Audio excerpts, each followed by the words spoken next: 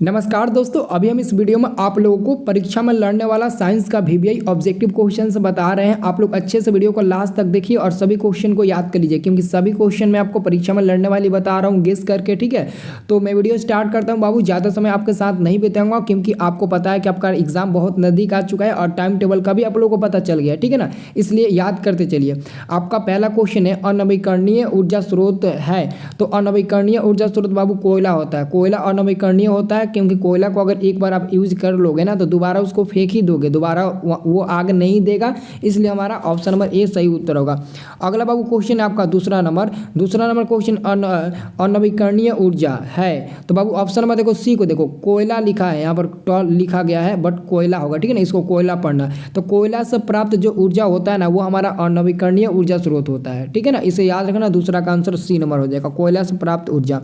अगला क्वेश्चन आपसे पूछा गया है कि ऊर्जा के दो अनवीकरणीय स्रोत हैं। ऊर्जा के दो अनवीकरणीय स्रोत आपको बताना है। तो ऑप्शन नंबर सी को देखिए, तो कोयला और पेट्रोलियम। कोयला और पेट्रोलियम, कोयला एक बार यूज कर लोगे दोबारा यूज नहीं कर पाओगे। पेट्रोलियम को अगर एक बार यूज कर लेते हो तो पूरा खत्म हो जाएगा ना पेट्रोल, और आपको नया पेट्रोल डलवाना पड़ेगा पेट्रोल पंप पर जाकर। ठीक है ना, तो याद रखना आपका ये सही उत्तर हो जाएगा।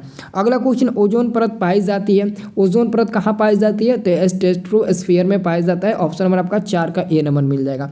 अगला क्वेश्चन बाबू आपका 5 नंबर, ये आपका क्वेश्चन है कि परिस्थितिकी तंत्र में ऊर्जा का प्रवाह किस दिशा में होता है? तो एक दिशीय होता है। एक दिशा मतलब एक ही दिशा में होता है, एक दिशा में होता है मात्र। ठीक है ना, तो इसका आंसर हो जाएगा ऑप्शन नंबर ए हो जाएगा। ठीक है, अगला क्वेश्चन बाबू देख सकते हैं, ये क्वेश्चन है कि ओजोन परत पाया जाता है। ओजोन परत पाया जाता है। ठीक है ना, ये वेरी इंपॉर्टेंट क्वेश्चन देख लो। ये 2020 में जब यह क्वेश्चन आया हुआ है ना, 2020 में यह क्वेश्चन आया हुआ है, तो ये पक्का क्वेश्चन आपके 2024 में ये पक्का पूछेगा। मैं आपको गारंटी देता हूँ। अब प्रथम पाली में तो अवश्य पूछना चाहिए। तो देख सकते याद करोगे तो या तो प्रथम पाली में या तो द्वितीय पाली में आपसे ये क्वेश्चन पूछ देगा। ठीक है, अगला क्वेश्चन है आपका 7 नंबर कि सभी जीव जंतुओं के लिए ऊर्जा का अंतिम स्रोत। सभी जीव जंतुओं के लिए ऊर्जा का अंतिम स्रोत क्या होता है बाबू? सूर्य होता है। इसे आप लोग को याद रखना है। ठीक है, अगला आपका क्वेश्चन है, निम्न में कौन आहार श्रृंखला का निर्माण करता है? तो ऑप्शन नंबर आप ध्यान से देखिए, बी नंबर को देखिए, घास बकरी मानव। घास को बकरी खाती है, बकरी को मानव खाता है। तो सही आहार श्रृंखला आपका ही, आहार मतलब कि खाने का श्रृंखला। ठीक है ना, आपको याद रखना है।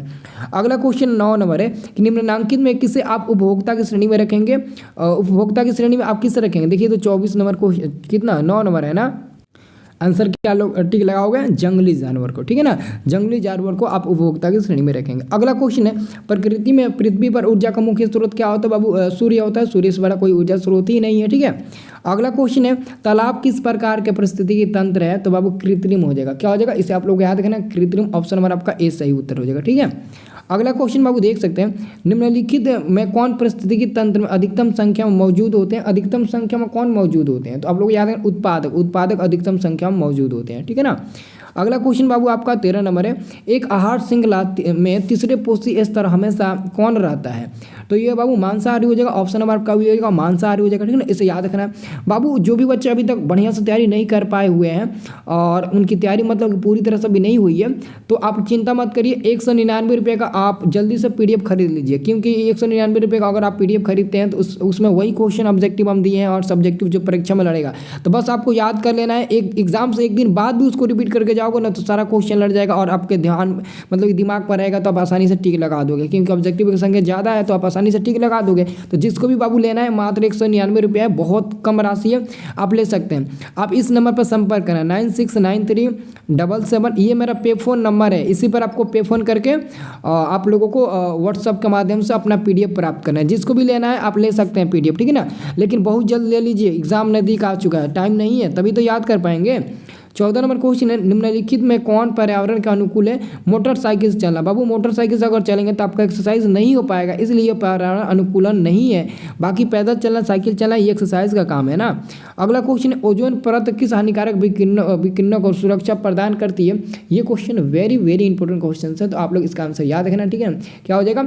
परावैंगनी विकिरण। ठीक है ना, ऑप्शन नंबर आपका सी हो जाएगा सही उत्तर। ठीक है, अगला आपका क्वेश्चन है कि निम्न में कौन समूह में केवल जैव निम्नीकरणीय पदार्थ है? तो ऑप्शन नंबर ये वाला हो जाएगा। ठीक है ना, डी नंबर वाला होगा, केक, लकड़ी और घास होगा। यहाँ पर देखो ऑप्शन नंबर सी होता है, लेकिन वहाँ पर आपका रबड़ एक्स्ट्रा में आ गया, इसलिए नहीं होगा। अगला क्वेश्चन है कि निम्नलिखित में कौन जैव निम्नीकरणीय पदार्थ है? तो DDT हो जाएगा। ऑप्शन नंबर ए हो जाएगा, DDT हो जाएगा, ये हमारा सही उत्तर हो जाएगा। ठीक है ना, इसे याद रखना। अगला क्वेश्चन है 18 नंबर कि निम्नलिखित में कौन एक जैव प्रक्रम द्वारा अपघटित होने वाला पदार्थ है, तो सूखे घास पत्ते हो जाएंगे, 18 का ए नंबर मिल जाएगा सही उत्तर, ठीक है ना। 19 नंबर क्वेश्चन देख सकते हैं, ये क्वेश्चन है कि BS4 का संबंध होता है, तो BS4 का बाबू संबंध होता है ध्वनि प्रदूषण से। किससे होता है, तो ध्वनि प्रदूषण से होता है, इसे आप लोगों को याद रखना है। BS4 का संबंध ध्वनि प्रदूषण से होता है, ठीक है ना, याद रहेगा ना।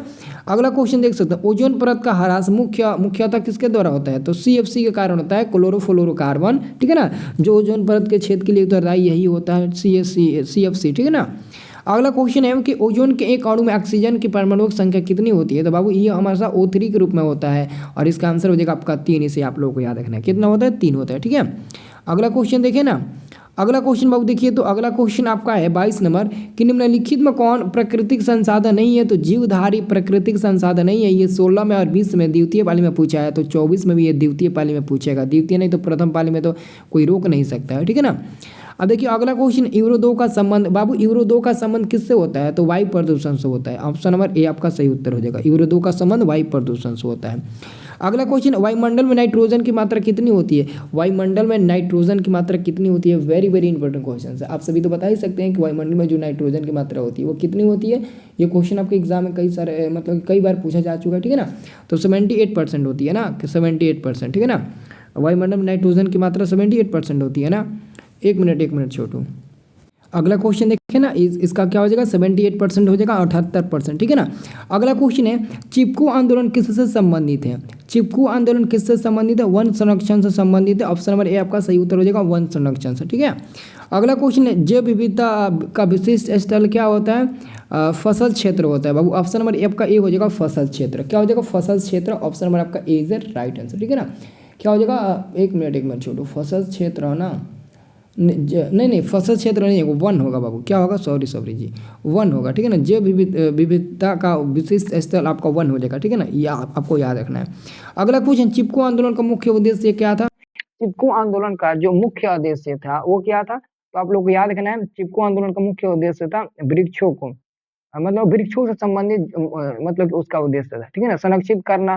चिपको आंदोलन का मुख्य उद्देश्य संरक्षित करना था, वृक्षों को मतलब सुरक्षित करना था। ऑप्शन नंबर आपका मिल जाएगा बी नंबर, ठीक है। अगला क्वेश्चन, टिहरी बांध का निर्माण किस प्रदेश में किया गया था, उत्तराखंड में, उत्तराखंड में टिहरी बांध का निर्माण किया गया था, इसे आप लोग को याद रखना है। 28 हो गया। 29 नंबर क्वेश्चन है कि निम्न में कौन गंगा प्रदूषण के लिए उत्तरदायी नहीं है, निम्न में कौन गंगा प्रदूषण के लिए उत्तरदायी नहीं होता है, तो आप सभी को याद रखना है, इसका सही उत्तर हो जाएगा ऑप्शन नंबर ए हो जाएगा, ठीक है ना। गंगा में मछली पालना, गंगा में मछली पालना, ठीक है ना, इसे याद रखना है, ठीक है ना। ये मतलब कि नहीं होता है।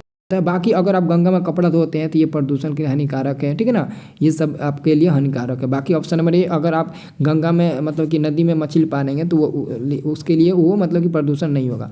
अगला क्वेश्चन है, निम्नलिखित में कौन भूमिगत जल का उदाहरण है, तो बाबू सही उत्तर हो जाएगा आपका ऑप्शन नंबर आपका तालाब होगा ना, नहीं कुआं होगा बाबू, क्या होगा, कुआं हो जाएगा। ऑप्शन नंबर आपका बी नंबर मिल जाएगा, कुआं, इसे याद रखना है, ठीक है।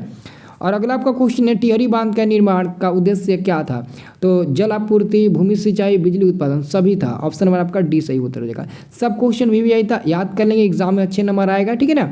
और वीडियो को लाइक करना मत भूलिएगा, और लगे हाथ चैनल को भी सब्सक्राइब करके रखिएगा, ताकि आपको यहाँ से हेल्प मिल सकेगा, बहुत हेल्प मिलेगा बाबू, ठीक है ना, बहुत आप लोग को हेल्प मिलेगा।